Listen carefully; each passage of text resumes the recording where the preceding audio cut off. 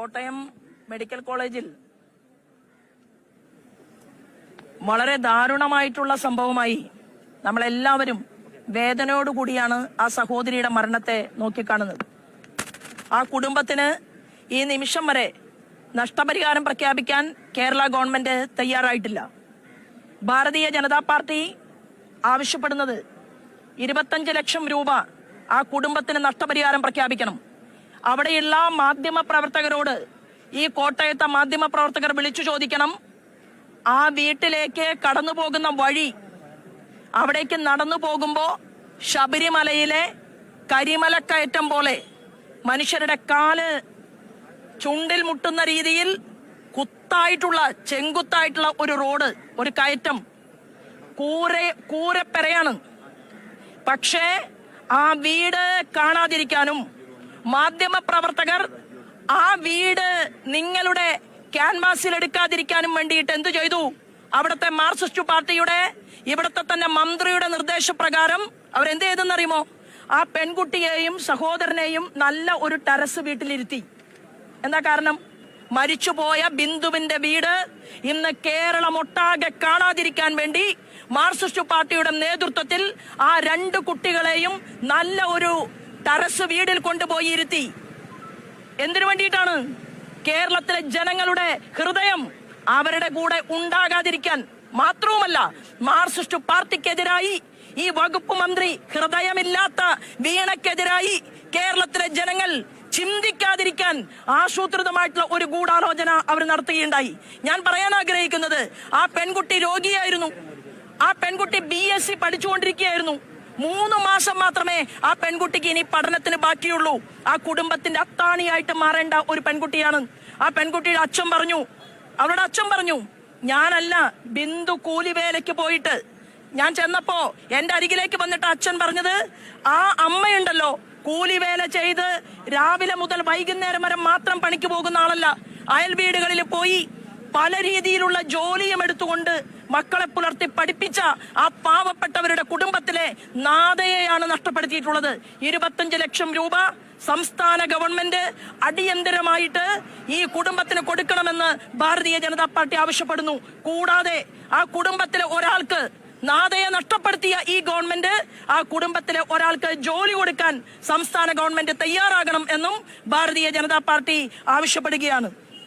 ആരോഗ്യ മേഖലയിൽ 50% തുക ബജറ്റിൽ വെട്ടിക്കുറച്ചിരിക്കുകയാണ്. ഈ കഴിഞ്ഞ വർഷം മുതൽ 50% തുക വെട്ടിക്കുറയ്ക്കുക എന്ന് പറഞ്ഞാൽ എല്ലാ മെഡിക്കൽ കോളേജുകളിലും MRI മെഷീൻ വാങ്ങാൻ പറ്റില്ല. ആവശ്യത്തിന് വരുന്ന രോഗികൾക്ക് മരുന്ന് കൊടുക്കാൻ പറ്റില്ല. വരുന്ന രോഗികൾക്ക് ലബോറട്ടറി സംവിധാനം ഒരുക്കി കൊടുക്കാൻ സാധിക്കില്ല. അവർ പുറത്തു പോകണം. അവർ പുറത്തെ ലാബുകളെ ആശ്രയിക്കണം. അവർ പുറത്തെ മരുന്ന് ഷോപ്പുകളെ ആശ്രയിക്കണം. അവർ പുറത്തെ എക്സ്റേ മെഷീനെ ആശ്രയിക്കണം. അവർ പുറത്ത് MRI സ്കാൻ മെഷീൻ ആശ്രയിക്കണം. അവർ CT സ്കാൻ ചെയ്യാൻ വേണ്ടിയിട്ട് പുറത്തെ ലാബുകളെ ആശ്രയിക്കണം. ഈ സാഹചര്യമാണ് കേരളത്തിലുള്ളത്. അത് നിങ്ങൾ വെട്ടിക്കുറച്ചു.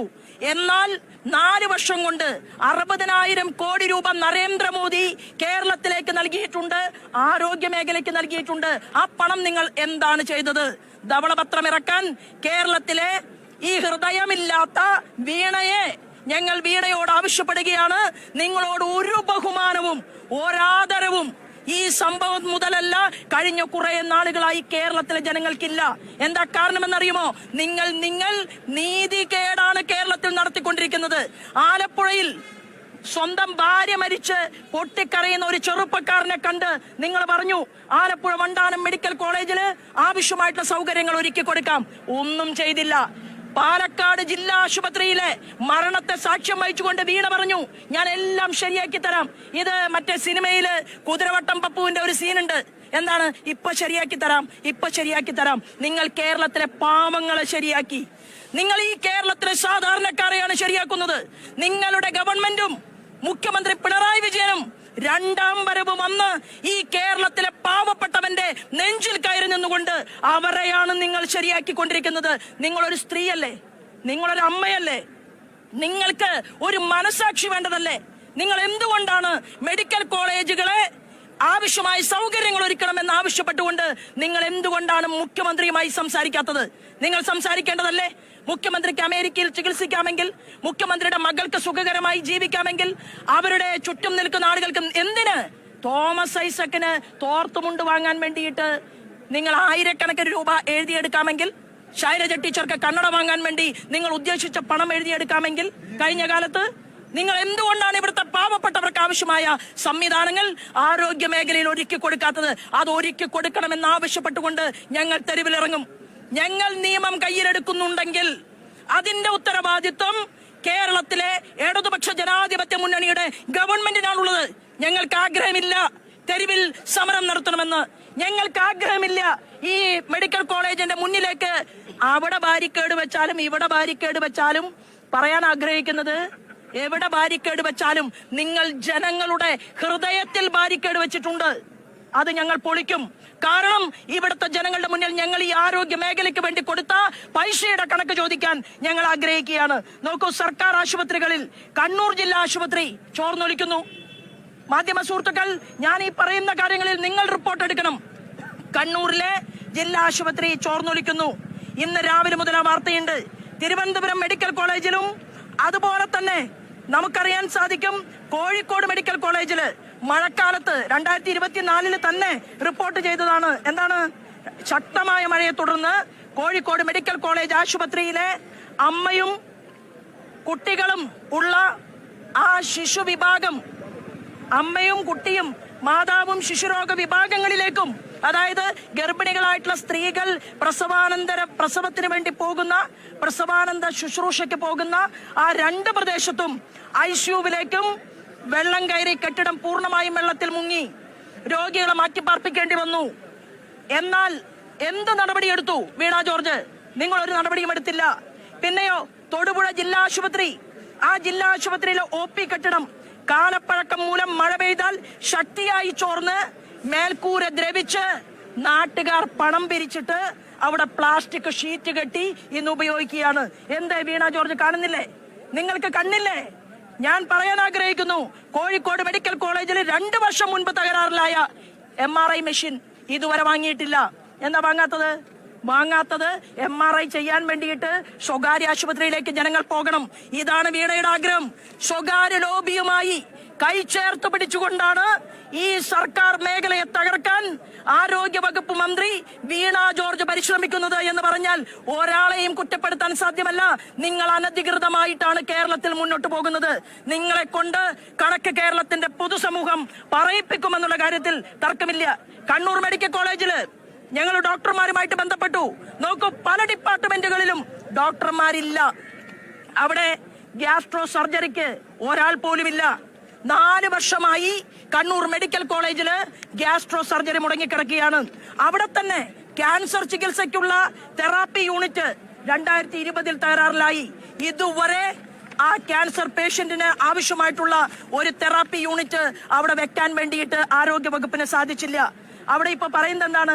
ബുധനാഴ്ച മാത്രമാണ് OP. അപ്പൊ വ്യാഴാഴ്ച വയറുവേദനിച്ചാൽ, വെള്ളിയാഴ്ച നെഞ്ചുവേദനിച്ചാൽ ജനങ്ങൾ പോകണ്ടേ? ആഴ്ചയിൽ 1 ദിവസം മാത്രം OP എന്ന തീരുമാനമെടുത്തുകൊണ്ട് നിങ്ങൾ കണ്ണൂർ മെഡിക്കൽ കോളേജിനെ തകർക്കുകയാണ്. കാസർഗോഡ് മെഡിക്കൽ കോളേജ് 2012 തുടങ്ങിയതാണ്, ഇതുവരെ പൂർത്തീകരിച്ചിട്ടില്ല.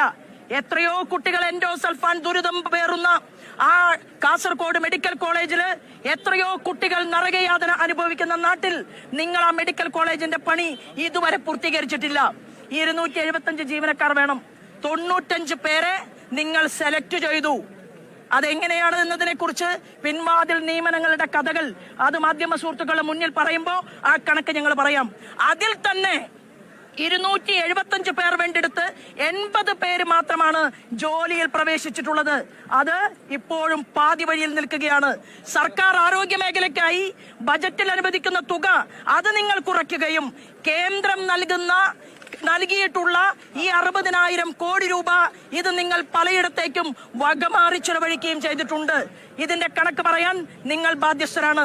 2015 മുതൽ 2025 വരെ NHM പദ്ധതിയിൽ 7434.3 കോടി രൂപ സംസ്ഥാന ഗവൺമെന്റിന് കിട്ടിയിട്ടുണ്ട്. മറ്റു പദ്ധതികൾക്കായി 62,337 കോടി രൂപ ഞാൻ നേരത്തെ പറഞ്ഞു. അത് കേരള ഗവൺമെന്റിന് കേന്ദ്ര ഗവൺമെന്റ് നൽകിയിട്ടുണ്ട്. പകർച്ചവ്യാധി തടയാൻ മാത്രം 2024-25 സാമ്പത്തിക വർഷത്തില് 16 കോടി കൊടുത്തു. 1 കോടി പോലും ജനങ്ങൾക്ക് വേണ്ടി നിങ്ങൾ നടപ്പിലാക്കിയിട്ടില്ല. സാധാരണക്കാർക്ക് മരുന്ന് ലഭ്യമാക്കാൻ 1635 പാവങ്ങൾക്ക് മരുന്ന് കൊടുക്കാൻ വേണ്ടി മെഡിക്കൽ കോളേജുകളില് എത്രയോ ജനൌഷധികൾ കൊണ്ടുവന്നു. എന്നാൽ ആ ജനൌഷധികളിൽ മരുന്നില്ലെങ്കിൽ ഒരു പരാതി മന്ത്രിക്ക് പോയാൽ മന്ത്രി അതിനെ പുച്ഛിച്ചു തള്ളുന്ന ഒരു സമീപനമാണ് മുന്നോട്ട് പോകുന്നത്. മാതൃവന്ദന യോജന പദ്ധതി മുതൽ ഇവിടെ 5 വർഷത്തിനിടയിൽ നടത്തിയിട്ടുള്ള എല്ലാ പദ്ധതികളും നിങ്ങൾ വഴിയാധാരമാക്കിയിരിക്കുകയാണ്. ഇവിടെ ഗവൺമെന്റ് മെഡിക്കൽ കോളേജുകളിൽ 600 കോടി രൂപ പിണറായി വിജയൻ ഗവൺമെന്റ് മരുന്ന് കമ്പനികൾക്ക് അങ്ങോട്ട് കൊടുക്കാനുണ്ട്. മെയ് 25 വരെ 100 കോടി രൂപ കൊടുത്തിട്ടുണ്ട്. നിങ്ങളുടെ ആർഭാടം ഒന്ന് കുറച്ചാ പോരെ? നിങ്ങളുടെ ആർഭാടവും നിങ്ങളുടെ ചുറ്റിക്കറങ്ങലും ഒന്ന് കുറച്ചാൽ ഈ കേരളത്തിലെ വകുപ്പ് മന്ത്രിമാരുടെ ആർഭാടവും ചുറ്റിക്കറങ്ങലും ഒന്ന് കുറച്ചാൽ മെഡിക്കൽ കോളേജുകളിലെ മരുന്ന് കമ്പനികൾക്ക് കൊടുക്കാനുള്ള പൈസ അത് ഉണ്ടാക്കിയെടുക്കാൻ സാധിക്കും. നിങ്ങൾ അത് ചെയ്യുന്നില്ല. 500 കോടി കൊടുക്കാനുള്ളവർക്ക് 100 കോടി കൊടുക്കുമ്പോ അവരെങ്ങനെയാണ് മരുന്ന് കൊടുക്കുക?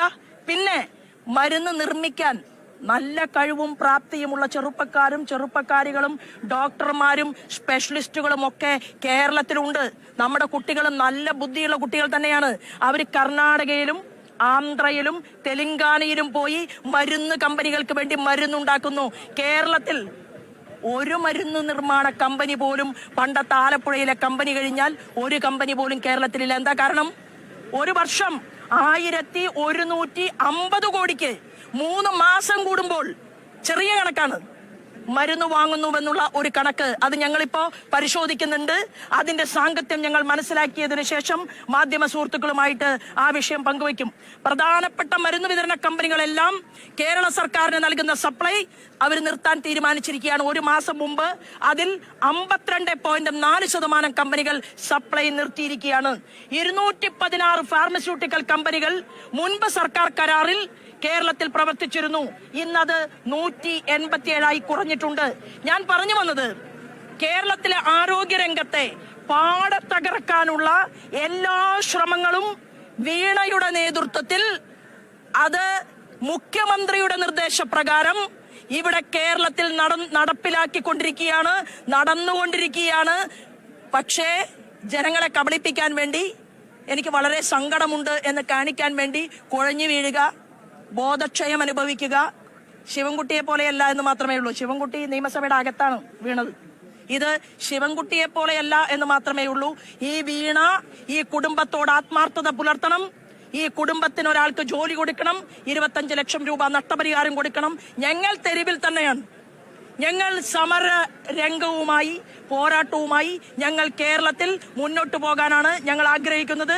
തീർച്ചയായിട്ടും ഇവിടുത്തെ പാവപ്പെട്ട മനുഷ്യരെ മുഖ്യധാരയിലേക്ക് കൊണ്ടുവരാൻ സാധിക്കണം. അതിന് മാധ്യമ സുഹൃത്തുക്കളുടെ സഹകരണം കൂടി വേണം എന്ന് അഭ്യർത്ഥിച്ചുകൊണ്ടാണ് ഞാൻ എന്റെ ഈ വാക്കുകൾ നിർത്തുന്നത്. ഞാൻ നേരത്തെ പറഞ്ഞല്ലോ, മുഖ്യമന്ത്രി ഭാഗ്യവാനല്ലേ? കാരണം നരേന്ദ്രമോദിയല്ലേ ഇന്ത്യയുടെ പ്രധാനമന്ത്രി. അപ്പൊ നരേന്ദ്രമോദിജി ഇന്ത്യ ഭരിക്കുമ്പോ ചോദിക്കുന്നതും ചോദിക്കാത്തതുമായിട്ടുള്ള മുഴുവൻ പണവും ഈ കേരളത്തിലേക്ക് വന്നുകൊണ്ടിരിക്കുകയാണ്. ആ പണത്തിൽ നിന്ന് എത്ര വേണമെങ്കിലും ചികിത്സയ്ക്ക് വേണ്ടി എഴുതിയെടുക്കാം. കാരണം എന്താണ്? ഇവിടെ ധവളപത്രവും വേണ്ട, ഒന്നും വേണ്ട. ഇവിടുത്തെ പ്രതിപക്ഷ നേതാവ് ശ്രീമാൻ വി ഡി സതീശൻ നല്ല രീതിയിൽ പിണറായി വിജയനെ ആലിംഗനം ചെയ്തുകൊണ്ടാണ് കേരളത്തിൽ മുന്നോട്ട് പോകുന്നത് എന്നുള്ള കാര്യത്തിൽ തർക്കമില്ല. അല്ലെങ്കിൽ എന്തേ കേരള നിയമസഭയ്ക്കകത്ത് ഈ കേരളത്തിലെ മെഡിക്കൽ കോളേജുകളിൽ മരുന്നില്ലാതായിട്ട് മാസം എത്രയായി? അവിടെ ഉപകരണങ്ങൾ പണിമുടക്കിയിട്ട് എത്ര നാളായി? എന്തേ ഇതിന്റെ കണക്ക് ചോദിക്കാനും ഈ കാര്യത്തിൽ ഗവൺമെന്റിനെ കൊണ്ട് പ്രവർത്തിപ്പിക്കാനും ഈ പ്രതിപക്ഷത്തിന് സാധിക്കാതിരുന്നത്? പ്രതിപക്ഷം ആഗ്രഹിക്കുന്നത് കുറച്ചു നാളുകൂടി പിണറായി വിജയൻ സന്തോഷമായിട്ടിരിക്കട്ടെ, ഈ തീവട്ടിക്കൊള്ള നടത്തട്ടെ എന്ന് തന്നെയാണ്.